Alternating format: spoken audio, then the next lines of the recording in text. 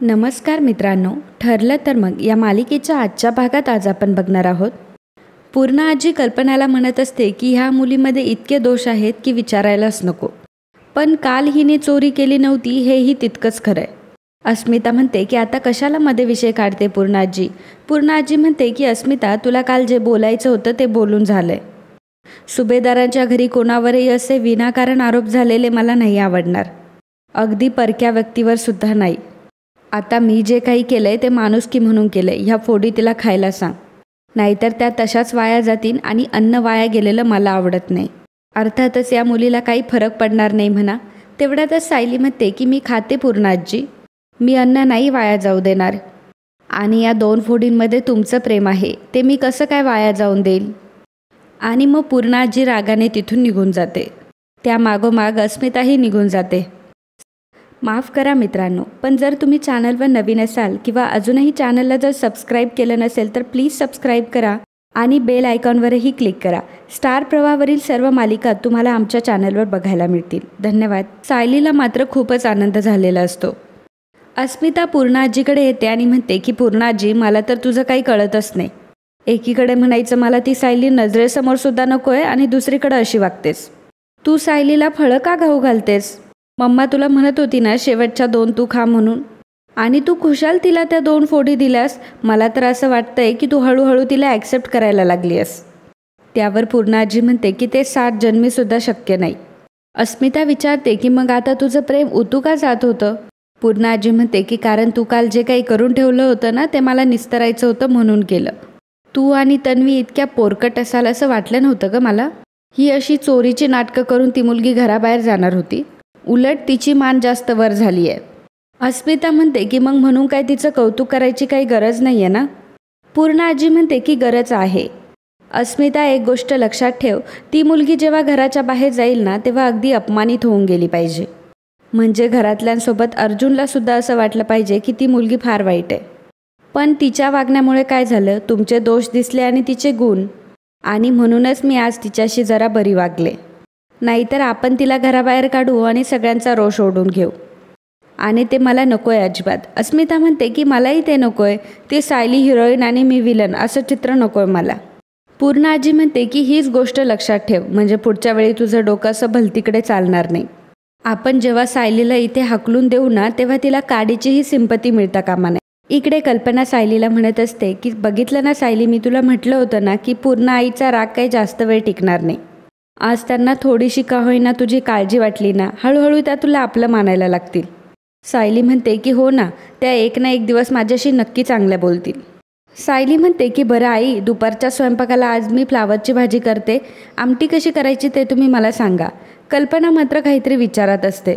सायली विचारते की काय झालं. कल्पना म्हणते की अगं, आपण आनंदाच्या भरात वाहत जायचं आणि उद्या पूर्णा आई जर तुझ्याशी परत तसं वागलं तर आपला अपेक्षाभंग व्हायचा गं. सायली म्हणते की आपण तो होऊच द्यायचा नाही आई. अहो, आज नाही तर उद्या पूर्णा आजी माझ्याशी व्यवस्थित बोलतीलच आणि मनापासून मला आशीर्वादसुद्धा देतील. कल्पना म्हणते की सायली, जर तुझ्या जागी दुसरी कोणी मुलगी असती ना तर कधीच खचून गेली असती. पण तू तर नेहमी पॉझिटिव्ह असतेस, एवढं कसं काय जमतं गं तुला. त्यावर सायली सांगते की मला मधुभाऊंनी शिकवलं हे सर्व. आमच्या घरी रोज अडचणी यायच्या, कधी मुलं भुकेलेली असायची, कधी डायलिसिससाठी खर्चाची अडचण यायची. पण मधुभाऊंनी कधीच हार मानली नाही. आमचं आणि त्यांचं रक्ताचं नातं नव्हतं, पण तरीसुद्धा आमच्यासाठी सतत धडपड करत असायचे ते. आणि सांगू काय म्हणायचे ते, साऊ आता रडायचं नाही, लढायचं. समोर कितीही मोठं आव्हान असलं तरी त्यातून मार्ग हा काढायचाच. आणि मग पूर्णा आजींचं मन वळवणं तरी किती कठीण आहे. तर इकडे सुमन नागराजसाठी कॉफी घेऊन आलेली असते, परंतु नागराज मात्र खूपच टेन्शनमध्ये असतो. त्याचवेळी प्रिया तिथे येते आणि म्हणते की सुमन काकी, मला देशील कॉफी. त्यावर सुमन म्हणते की हो, मी तुला देते कॉफी. प्रिया म्हणते की मी काय म्हणते, मी आधी नाश्ता करून घेऊ का. त्यावर सुमन तिला म्हणते की नाश्त्याला वेळ आहे अजून. मला एक सांग की तुझ्या तळपायावर पानाची जन्मखून आहे ना. रविराजसुद्धा खाली आलेला असतो. सुमन म्हणत असते की जेव्हा तू या घरात आली होती तेव्हा भाऊजींनी खात्री करून घेतली होती. त्यांनी खात्री केली होती की तूच खरी तन्वी आहेस. पण जेव्हा मगाशी मी रूममध्ये आले होते तेव्हा तुझ्या उजव्या पायावरती खून नव्हती. रविराज म्हणतो की काय. अगं सुमन, पायावरची जन्मखून अशी गायब कशी काय होईल. नागराज म्हणतो की मी तिला तेच सांगत होतो मगापासून. अगं सुमन, तुझा काहीतरी बघण्यात फरक झाला असेल. सुमन म्हणते की नाही, मी एकदम नीट निरखून बघितलं होतं. रविराज म्हणतो की आता चर्चा कशाला, तन्वी दाखव ग ती जन्मखून. प्रिया वर पाय करून ती जन्मखून सगळ्यांना दाखवते. प्रियाने पुन्हा जन्मखून काढून घेतलेली असते. प्रिया सुमनला म्हणते की सुमन काकू, आता बसला का तुझा विश्वास. सुमनला मात्र काही कळेनासं होतं, कारण तिने नीट बघितलेलं असतं की पायावर जन्मखूनच नव्हती. सुमन रविराजला सांगत असते की पण मगाशी मी परत परत बघितलं होतं तरीही जन्मखून तिथं नव्हती. प्रिया म्हणते की अगं तुझी काहीतरी गडबड होत असेल, तू माझा डावा पाय बघितला असशील. सुमन म्हणते की नाही, मी तुझा उजवा पायच बघितला होता. प्रिया म्हणते की मला सांग, मी कशी झोपली होती. सुमन म्हणते की तू अशी आडवी झोपली होतीस आणि तुझा डावा पाय हा पांघरुणाच्या बाहेर आला होता. तर प्रिया म्हणते की मी मगाच्यापासून तेच सांगते, तू माझा डावा पाय बघितलायस. सुमन म्हणते की अगं माझं पुढचं तर ऐकून घे. जेव्हा तू कूस बदललीस तेव्हा तुझा उजवा पाय पांघरुणाच्या बाहेर आला. प्रिया तिला पूर्ण गुंडाळण्याचा प्रयत्न करत असते आणि सुमनसुद्धा कन्फ्यूज झालेली असते. रविराज म्हणतो की सुमन, आता दाखवली ना तिने खून, मग वाद कशाला घालताय. सुमन म्हणते की माझा काहीतरी गुंता झाला असेल, पण जेव्हा मी बघितलं ना मग तेव्हा तिच्या पायावरची खून गायब झाली असेल. रविराज म्हणतो की आपल्याला नेहमी जे दिसतं ना तेच सत्य असतं असं नसतं. नागराज सुमनला म्हणतो की ही अशीच वेंधळेपणा करत असते नुसती. दादा, ही कधी कधी मला असं सुद्धा विचारायला बसली की तुम्ही कोण, तुम्ही माझा नवरा आहे. नाही नाही, माझा नवरा तर दुसराच कोणीतरी आहे. सुमन म्हणते की हो काही पण काय बोलताय तुम्ही. नागराज म्हणतो की जा आणि नाश्ता बनव. सुमनला मात्र प्रियावर पूर्ण डाऊट आलेला असतो. सायली इकडे किचनमध्ये असते, त्यावेळी तिला कुसुमताईचा फोन येतो. सायली म्हणते की काय ग कुसुमताई, आज असा अचानक कसा फोन केलास. कुसुमताई म्हणते की अगं तुझ्या घराच्या आजूबाजूला माझं एक काम होतं, आता माझं काम झालं, म्हटलं तुला भेटावं. चालेल का गं. सायली म्हणते की आता न चालायला काय झाले, थांबा मी आईंना विचारते. सायली कल्पनाला विचारते की आई, कुसुमताई इथंच आहे, घरी यायचं म्हणते. त्यावर कल्पना म्हणते की अगं विचारतेस काय, बोलावून घे त्यांना. सायली कुसुमताईला सांगते की कुसुमताई, मी आणि आई तुझी वाट बघतोय. तर सायली कल्पनाला म्हणते की आता मी कुसुमताईच्या आवडीचा जास्ती साखरेचा चहा बनवते. कल्पना म्हणते की फक्त साखरेवर नाही चालणार, काहीतरी खायला पण बनव. नाहीतर एक काम करा, तुम्ही गप्पा मारत बस, मीच काय ते खायचं बनवते. कल्पना सायलीजवळ जाते आणि म्हणते की सायली, मला तुला एक रिक्वेस्ट करायची होती.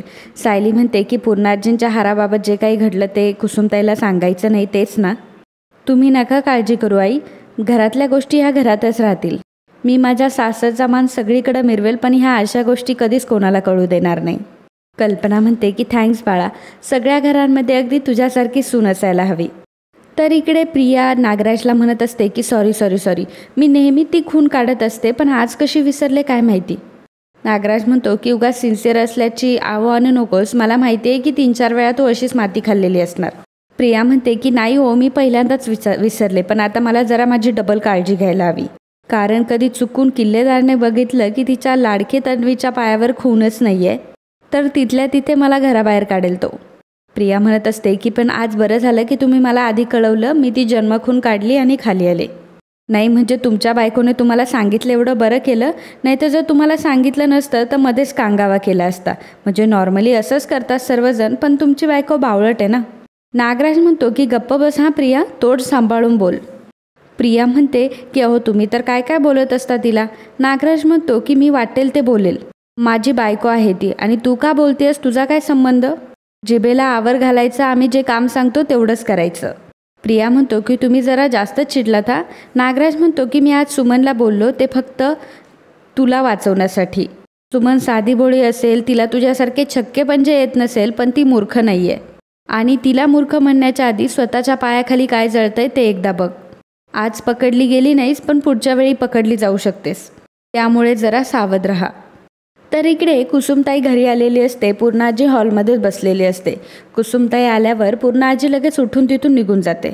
कल्पना म्हणते की थांबा, मी तुम्हाला पाणी आणते. तर त्यावर कुसुमताई म्हणते की नाही नको. कुसुमताई आणि सायली दोघेही तिच्या रूममध्ये जात असतात. कुसुमताई म्हणते की पूर्णाजी अशा निघून का बरं गेल्या गं. मला वाटलं होतं की मागच्या वेळेसारख्या माझ्यावर जास्त चिडतील, नाही ते बोलतील, पण असं तर काहीच नाही केलं त्यांनी. त्यावर सायली म्हणत असते की अगं खूप गोड आहेत त्या, आणि मागच्या वेळी काहीतरी तसं कारण असेल म्हणून बोलल्या असतील.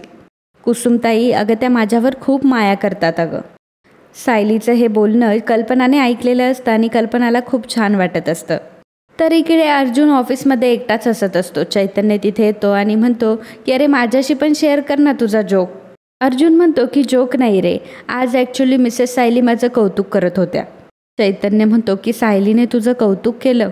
अर्जुन म्हणतो की हो, तुला माहिती आहे त्यांच्या डायरीमध्ये त्यांनी काय लिहिलं आहे?